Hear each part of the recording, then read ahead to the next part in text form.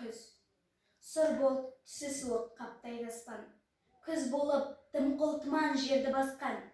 Білмеймін, тоңғаным ба, тойғаным ба, жылқы ойнап, биік ашқан, тай жарысқан. Жасыл шөп, бәйшешек жоқ бұрынғыдай. Жастар күлмес, жүгірмес бала шулай.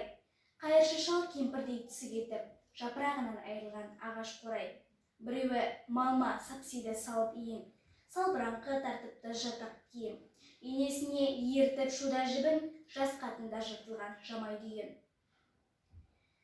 Қастарына қатарласып қайтса берме, астында ақшымшы жүр ол бір керуен.